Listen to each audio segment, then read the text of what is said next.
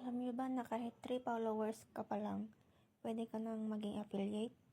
I-click lang yung tatlong dot sa taas. Or go ahead.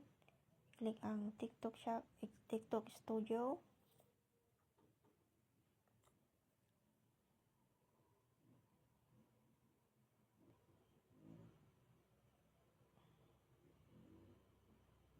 Then yung TikTok Shop for Creator. And then, click mo yung receive, then apply.